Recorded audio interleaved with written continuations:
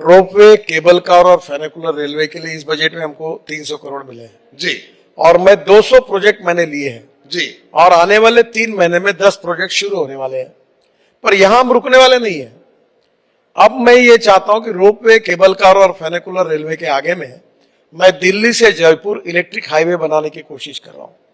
मैं अभी जेकोस्लाविया प्राग गया था जी तो स्कोडा के फैक्ट्री में गया था। जी 3 बसें जोड़कर इलेक्ट्रिक केबल पर वो चलती है और मैंने ये सोच रहा हूं, उस पर काम कर रहा हूं कि दिल्ली से जयपुर इलेक्ट्रिक केबल लगेगी। ये 3 बसेस में लोग बैठेंगे, कम से कम 150 लोग बैठ सकते हैं। सामने बिजनेस क्लास होगा, एयर होस्टेस होगी, जैसे एयर होस्टेस चाय पानी नाश्ता मिलेगा जी और दिल्ली से जयपुर का सफर 2 घंटे में होगा और टिकट डीजल बस की तुलना में 30% कम होगा। अभी हम बद्रीनाथ, केदारनाथ सब जगह पर हम रोपवे बना रहे हैं। अब ये जो टूरिज्म की बात बजट में हुई जी तो टूरिज्म के कारण पहाड़ी क्षेत्र में ये जो हमारी फेनिकुलर रेलवे है जो पहाड़ को लग के ऊपर जाती है, तो अभी हमने एक बड़ी इंटरनेशनल कॉन्फ्रेंस ली, वर्ल्ड की टेक्नोलॉजी हमने लाई है और पहले फेज में ही 200 प्रोजेक्ट कर रहे हैं।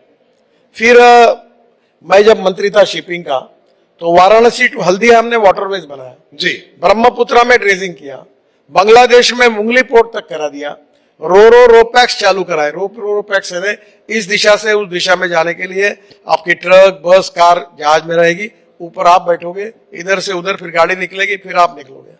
अभी काफी बड़े प्रमाण पर 107 जी रिवर को हमने वाटरवेज में कन्वर्ट किया था। हमने पानी पे उतरने वाला हवाई जहाज लाया था, मैं खुद मुंबई के समुद्र में उतरा हूं जी और वो हवाई जहाज पानी पे उतरा, एमपीबीएस सी प्लेन। अब वो उसके कानून बन गए, वो लाने आने की संभावना है। तो ट्रांसपोर्ट में पहली बात, फॉसिल फ्यूल के ऊपर जो ट्रांसपोर्ट है उसको डिस्करेज करना। अभी मैं गाड़ी में बैठ के आया जी ये गाड़ी इनोवा है जी ये वर्ल्ड की पहली गाड़ी है जो यूरो 6 एमिशन नॉर्म पे चलती है। 100% किसानों ने तैयार की हुए बायो इथेनॉल पे चलती है और 60% बिजली तैयार करती है। अगर एवरेज का हिसाब करोगे तो 25 रुपए लीटर पेट्रोल का भाव होगा।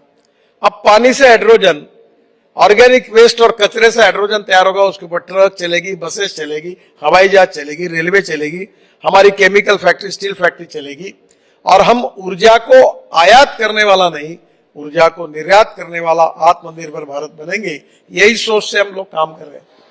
गडकरी जी, जो आपने हाईवेज बनाए, उस पर लोग चलते हैं, तारीफ भी करते हैं, लेकिन वो कहते हैं कि टोल टैक्स, कई बार जो टोल टैक्स के बाहर कतारें वो थोड़ी लंबी हो जाती हैं और कहते हैं कि रोड तो अच्छा बनाया गडकरी जी ने, लेकिन बार बार जेब भी ढीली करनी पड़ती है। अभी हम नई सिस्टम ला रहे हैं कि आपको टोल लाके नहीं रहेंगे, आपके गाड़ी के नंबर प्लेट का फोटो निकल जाएगा जी आप जहां से आए और जहां से निकले उतनी डिस्टेंस का टोल आपके बैंक अकाउंट से निकल जाएगा। अब पहली बात, मैं आपको रुकना नहीं पड़ेगा टोल। मैं एक मजाक में बहुत बार लोगों को बोलता हूँ, जी आज तुम्हारा कार्यक्रम यहाँ 5 स्टार होटल में जी तो फुकट में तो नहीं मिली जगह, जी जी यहाँ पैसा देना पड़ेगा। हाँ, फुकट में ऑप्शन था, रामलीला मैदान पे आओ पर मैं 2 चेयर लगा के लाइट लगा के बैठ सकते थे। जी देखिए एक बात बताता हूँ, if you want good services you have to pay for it. मैं जब मुंबई पुणे एक्सप्रेस हाईवे बनाया जी तो पहली बार मैं टोल का जन्मदाता हूं, तो कुछ लोग मेरे पर नाराज भी होते हैं। जी तब मैंने मुंबई से पूना जाने के लिए 9 घंटे लगते थे, जी अब 2 घंटे में आते हैं।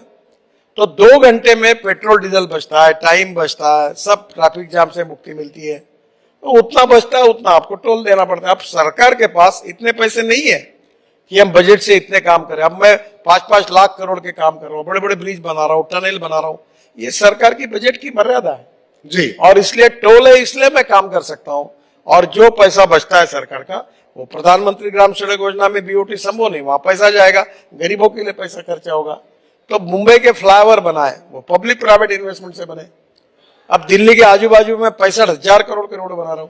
अब दिल्ली से देहरादून 2 घंटे में होगा, दिल्ली से अमृतसर 4 घंटे में, जी दिल्ली से जयपुर 2 घंटे में, दिल्ली से मुंबई 12 घंटे में। अब मुझे बताइए कि इसके कारण तुम्हारा फ्यूल नहीं बचेगा।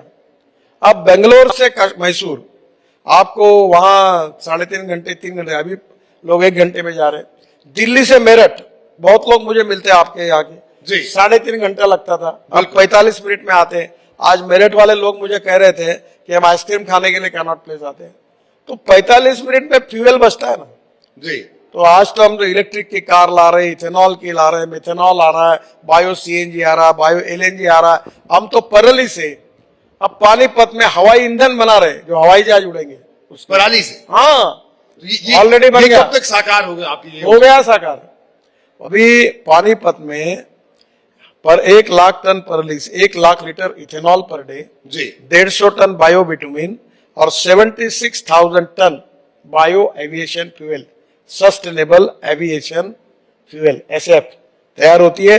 अब डावोस में इस बार चर्चा थी कि 5% बायो फ्यूल को ऐड करना पड़ेगा पेट्रोलियम फ्यूल में।